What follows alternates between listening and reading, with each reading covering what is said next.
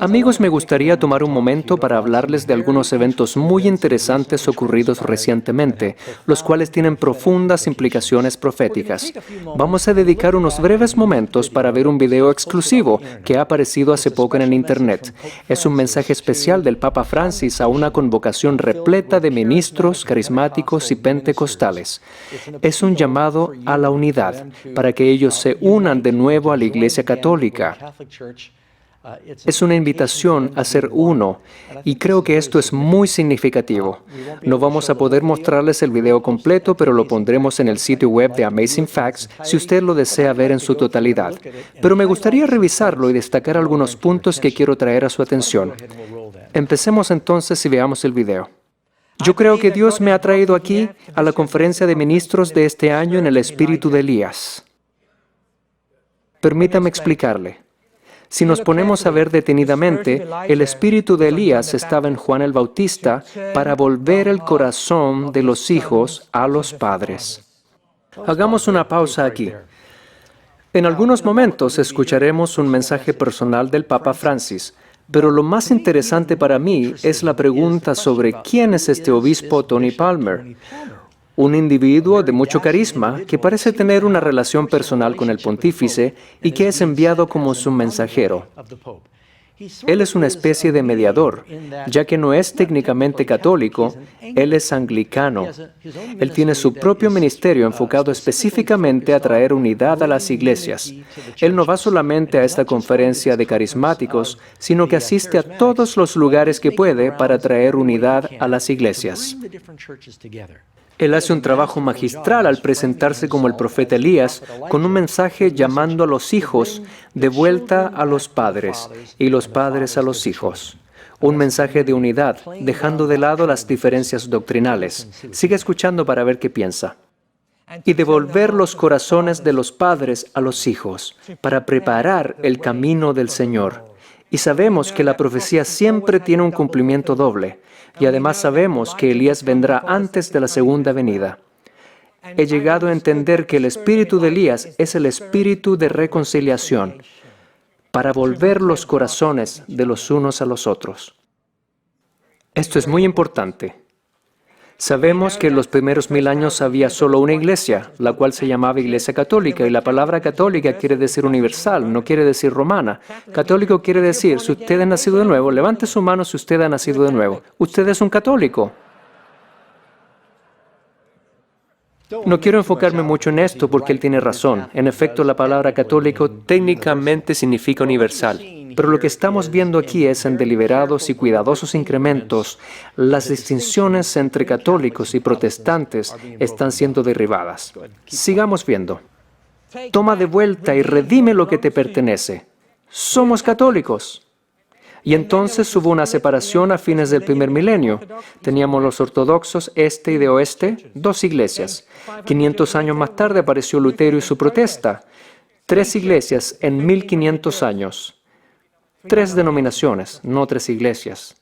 Y luego, desde la protesta de Lutero en adelante, 33,000 nuevas denominaciones. Ustedes ven lo que está pasando aquí, amigos. Él menciona la protesta de Lutero en vez de ser el movimiento protestante o la reforma protestante. Es como si se dijera que esta es una rebelión o protesta de un cura descontento, pero este en realidad era un movimiento basado en muchas diferencias teológicas. Sigamos adelante con el video. He llegado a entender que la diversidad es divina. Es la división lo que es diabólico. Yo no sé si captaron eso, amigos, pero lo que dijo es muy significativo y a la vez inquietante. La diversidad es maravillosa, es divina, pero la división es diabólica. Evidentemente, eso no es verdad. No toda división es diabólica. La Biblia nos enseña que la palabra de Dios divide. Es más aguda que cualquier espada de 2 filos. Jesús dijo, yo no he venido a traer paz sino espada. Pablo nos dice que debemos salir y separarnos. Y cuando los apóstoles en su tiempo se pusieron de parte de la verdad, se produjo una división entre ellos y la gran iglesia.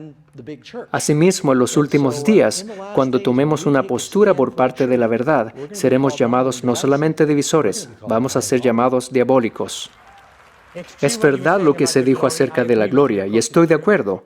Por supuesto que es cierto. La gloria que el Padre tenía fue dada a Jesús. La gloria era la presencia de Dios. ¿Qué es la renovación carismática? Es cuando experimentamos la presencia de Dios. Y Él dijo, y les doy la gloria, razón pragmática, para que sean uno. Es la gloria lo que nos une, no las doctrinas. Él dijo, es la gloria lo que nos une, no las doctrinas. Bueno, no sé si mencioné anteriormente que el obispo Tony Palmer es también un carismático. Él habla en lenguas y apoya eso. Y el movimiento carismático es un movimiento muy interesante, el cual es realmente una forma de espiritismo que se está introduciendo en la iglesia cristiana. De hecho, se hace más énfasis en el espíritu que en la doctrina. Una cosa más que me gustaría añadir ahora, que estamos hablando sobre quién es Tony Palmer. Él le dijo a la multitud, cuando mi esposa vio que podía ser católica y carismática y evangélica y pentecostal y que esto era absolutamente aceptado por la Iglesia Católica, ella dijo que quería reconectar sus raíces con la cultura católica y así lo hizo. Así que no hay duda sobre cuál es su objetivo. Él dijo que su esposa creía que podía hacer todas estas cosas y reconectarse con la cultura católica. Este va a ser el objetivo, que todo el mundo cristiano se una y reconozca a la cultura católica. Es la gloria. Si usted acepta que Cristo vive en mí y que la presencia de Dios vive en mí y que la presencia de Dios está en usted, eso es todo lo que necesitamos, porque Dios resolverá todas las doctrinas cuando lleguemos arriba. No nos preocupemos de las doctrinas aquí. Resolveremos todas las doctrinas cuando lleguemos al cielo. Solo amémonos los unos a los otros mientras estamos aquí. Pero la doctrina es muy importante. Jesús dijo, conoceréis la verdad y la verdad os hará libres. Cuando Jesús predicó el Sermón del Monte, la gente se maravillaba de su doctrina. Por lo tanto, ¿qué haremos? ¿Eliminar el Sermón del Monte porque se supone que lo único que debemos es amarnos los unos a los otros? Después nos encargaremos de resolver las doctrinas. Este va a ser el tema que escucharemos una y otra vez. Escuchemos. Por lo tanto, la unidad cristiana es la base de nuestra credibilidad, porque Jesús dijo, hasta que sean uno, no creerán. Ellos no creerán como deberían hasta que seamos uno. La división destruye nuestra credibilidad. Es el miedo lo que los mantiene separados, porque miedo es falsa evidencia que parece ser real. Es una sigla, miedo, falsa evidencia que parece ser real, porque mucho de nuestro miedo está basado en propaganda. Lo que realmente estamos escuchando aquí es que las enseñanzas de la Reforma Protestante son propagandas que incitan al miedo y que por lo tanto es malo. No se preocupen de esta propaganda. Ok, sigamos. Ahora, ¿por qué esto es histórico? Porque en 1999, la Iglesia Católica y la Iglesia Protestante Luterana firmaron un acuerdo que dio fin a la protesta. Lutero creía que somos salvos por gracia a través de la fe, solamente. ¿Amén? Una pequeña corrección aquí. No fue solamente Lutero quien creía esto. Fueron decenas de miles de dedicados cristianos que querían volver a la Biblia. Huss lo creía, Wycliffe lo creía, Tyndale lo creía, todos los grandes reformadores lo creían. No fue solamente Lutero. Pero esto no es todo. La Iglesia Católica creía que somos salvos por obras. Y esa era la protesta. En 1999 escribieron esto juntos. Porque en la iglesia protestante había mucha salvación barata. Habían conversiones, pero no se veían los frutos. Y porque ni siquiera buscábamos frutos, eso no era el problema. Porque eso no era necesario para ser salvo, y no lo es. Pero es un buen juez de que eres salvo. Entonces, ¿qué hicieron estas dos iglesias? Unieron esas dos definiciones. Escuche esto. Leo textualmente de la página web del Vaticano. Justificación significa que Cristo mismo es nuestra justicia, en la cual compartimos a través del Espíritu Santo conforme con la voluntad del Padre. Juntos nosotros, católicos y protestantes, luteranos, creemos y confesamos que por gracia solamente, en la fe y en los méritos salvíficos de Cristo, y no por algún mérito de nuestra parte, somos aceptados por Dios y recibimos el Espíritu Santo, el cual renueva nuestros corazones, capacitándonos y llamándonos a buenas obras. Bueno, esto podría sonar como si fuese solo la protesta de Lutero, pero Lutero no protestó en contra de una cosa. Él clavó 95 diferentes puntos de protesta en las puertas de la iglesia de Wittenberg. Esto está relacionado con solo uno de esos puntos. Este no es el único punto en cuestión. Y si usted notará, las palabras y el lenguaje usados en este acuerdo son complicadas y ambiguas, porque los católicos buscaban palabras con las cuales no tuviesen que renunciar a lo que creían en el pasado, o decir que algo estaba mal con sus doctrinas. Así que no tengo tiempo de discutir ese tema, pero no es exactamente lo que parece ser en la superficie. Esto puso fin a la protesta de Lutero. Hermanos y hermanas, la protesta de Lutero ha terminado. ¿Y la suya? En 1999, esto fue firmado por la Iglesia Luterana, la Federación Mundial. Luego de esto, cerca de 5 años más tarde, la Iglesia Metodista firmó el mismo acuerdo, pero hasta el día de hoy no hay ningún protestante evangélico que se levante y firme este acuerdo para concordar con nuestros hermanos y hermanas que somos salvos por gracia mediante la fe para buenas obras. Y creo que esto es algo que necesita ser corregido. Hagamos una pausa. Aquí él está realmente tirando el guante. Está diciendo que los luteranos ya firmaron este acuerdo que pone fin a la protesta de Lutero, y los metodistas ya firmaron este acuerdo. Y ahora estamos esperando que los evangélicos y los pentecostales firmen este acuerdo, de manera que todos podamos ser uno de nuevo. La reforma protestante no es necesaria. Ahora todos estamos en armonía. Este es el desafío. La protesta terminó hace 15 años. Y me voy a poner atrevido aquí, porque ya desafié a mis amigos pastores protestantes. Si ya no hay más protesta, entonces, ¿cómo puede haber una iglesia protestante? Creo que es fácil para nosotros ver a dónde va esto. La distinción entre protestantes y católicos está desapareciendo. Este es un movimiento que apunta hacia una religión mundial. Esto es exactamente lo que la profecía dice que tiene que suceder antes que Jesús regrese. El mundo está siendo sacudido en este momento y solo habrán 2 grupos cuando Cristo regrese.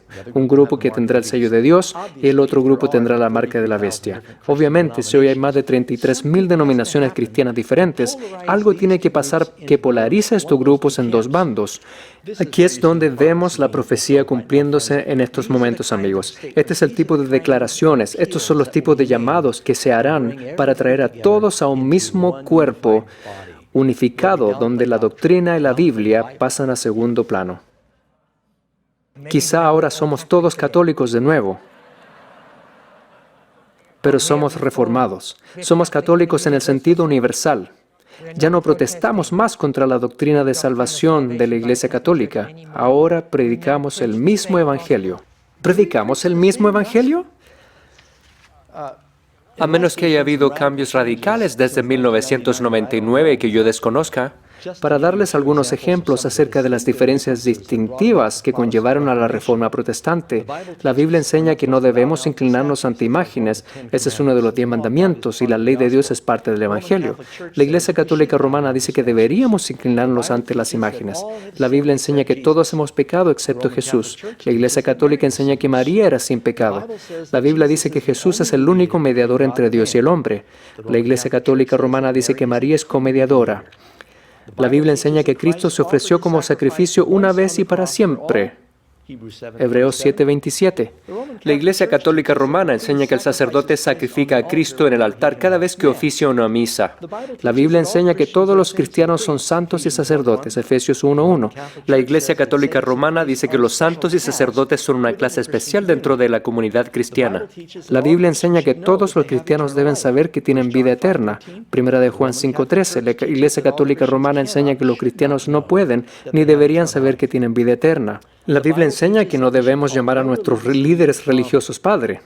La Iglesia Católica Romana enseña que podemos llamar a los sacerdotes y al Papa Padre. Y el obispo Tony Palmer también es llamado Padre Tony. La Biblia enseña que no debemos orar con repeticiones vanas. Aún así, la Iglesia Católica Romana dice que se puede decir Ave María y Nuestro Padre en repeticiones vanas. La Biblia enseña que debemos confesar nuestros pecados solo a Dios y que Él solo puede perdonarlos. La Iglesia Católica dice que tenemos que confesar nuestros pecados al sacerdote. La Biblia enseña que antes del bautismo una persona debe ser instruida en el Evangelio y en los mandamientos de Cristo, creer y arrepentirse. La Iglesia Católica enseña que los pequeños infantes pueden ser bautizados porque si mueren antes serán condenados al infierno. Las enseñanzas con respecto al purgatorio, limbo y las oraciones a los muertos no se encuentran en las Escrituras, sino que son prácticas paganas. Ahora, hay una gran diferencia teológica entre la razón por la cual los protestantes murieron, derramando su sangre por estos principios de verdad, y lo que la Iglesia Católica y algunas iglesias ortodoxas creen.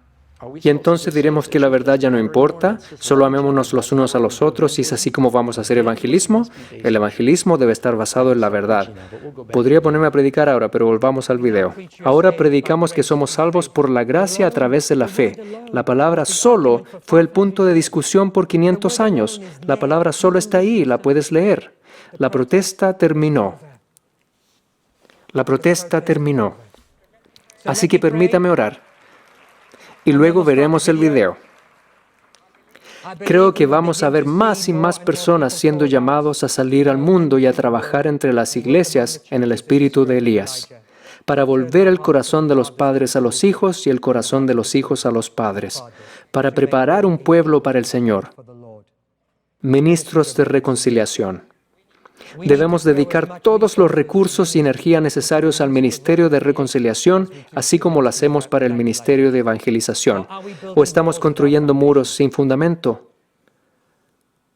Los desafío a encontrar a una persona con capacidad de construir puentes y apoyarla. Y quisiera hacer esta oración. Y si ustedes están de acuerdo, digan amén. Esta es la oración de un hombre moribundo. Y cuando tú sabes que estás a punto de morir, de seguro que harías las oraciones más importantes.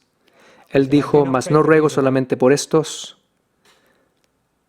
sino también por los que han de creer en mí por la palabra de ellos, para que todos sean una cosa, como tú, oh Padre, en mí y yo en ti, que también ellos sean en nosotros una cosa, para que el mundo crea que tú me enviaste. Y yo, la gloria que me diste, les he dado, para que sean una cosa, como también nosotros somos una. Gloria al Padre. Amén.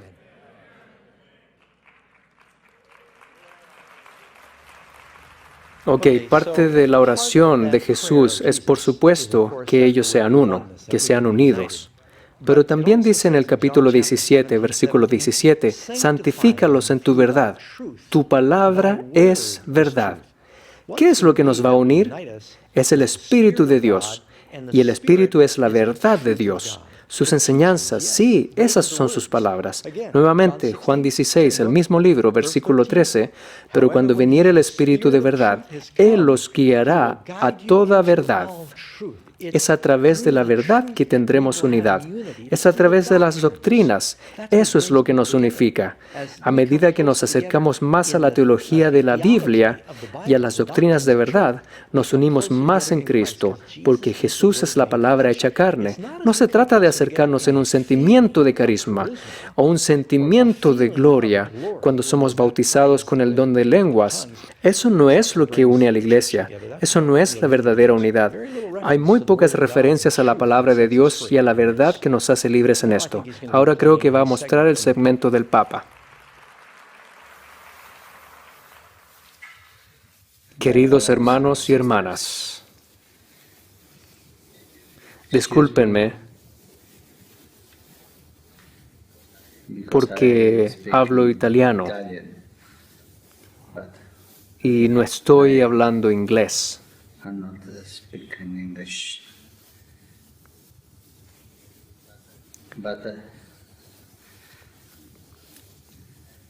Pero no voy a hablar italiano ni inglés, pero de corazón. Ahora, creo que la audiencia estaba atónita cuando vieron al Papa aparecer en la pantalla y que era en efecto el mismo Papa. Esta no es una carta escrita por el Papa, es el mismo pontífice dirigiéndose a la conferencia. De hecho, en el mismo mensaje de video, él dijo, he enviado a mi amigo de mucho tiempo, Tony Palmer, con este mensaje. Esto nos hace preguntarnos acerca del grado de influencia que esta persona tiene en el Vaticano y si vamos a ver más de esto en el futuro. Y nuevamente quiero reiterar que la gran parte de los verdaderos seguidores de Cristo no son miembros de mi iglesia. Yo creo que hay cristianos sinceros y genuinos en muchas denominaciones diferentes. El mismo Papa parece ser un hombre maravilloso. Me recuerda a mi abuelo, se parece mucho a mi abuelo, de veras. Pero quiero asegurarme de que nadie llegue a pensar que todo esto es tan sincero y del corazón como parece. Es muy posible que este mensaje haya sido un tanto programado, que hubo notas que fueron revisadas y que fue deliberadamente espontáneo, pero había un guión. Así que yo creo que este mensaje fue estratégico. Pudo haber sido grabado en un teléfono para hacerlo parecer informal, pero sigamos viendo. Es una lengua más simple, más auténtica. Y esta lengua del corazón, un lenguaje, tiene una gramática especial. Una gramática simple. 2 reglas. Ama a Dios, sobre todo, y ama a tu prójimo, porque es tu hermano y hermana. Y con estas 2 reglas seguiremos adelante. Esa es la declaración que oigo cuando hago evangelismo en todo el país y alrededor del mundo de otros cristianos que dicen, no necesitamos los 10 mandamientos, no necesitamos el sábado. Es verdad que los 10 mandamientos se resumen a amar a Dios y amar al prójimo, está en el corazón, pero a veces estas declaraciones son usadas para disminuir la importancia de obedecer específicamente los mandamientos de Dios. Y por lo tanto, aunque es lindo, y estoy de acuerdo en que tenemos que amar a Dios y amar a nuestro prójimo, no podemos desestimar la importancia de específicamente obedecer los 10 mandamientos. Continuemos. Estoy aquí con mi hermano obispo, Tony Palmer. Hemos sido amigos por años. Él me contó de vuestra conferencia, de vuestra reunión, y es un placer enviarles un saludo gozoso y nostálgico. Gozoso porque me alegra que ustedes se hayan reunido para adorar a Jesucristo, el único Señor, y para orar al Padre y recibir el Espíritu. Esto me trae alegría porque podemos ver que Dios está trabajando en todo el mundo. Y nostálgico porque esto sucede en nuestro vecindario. En los vecindarios hay familias que se aman y otras que se odian entre ellas. Las familias que se unen y familias que se separan. Nosotros estamos, me permite la palabra, separados. Aquí él está básicamente diciendo que los saludo con gozo, sabiendo que se están reuniendo para adorar a Jesús, pero también lo estoy haciendo con nostalgia o melancolía, como se traduce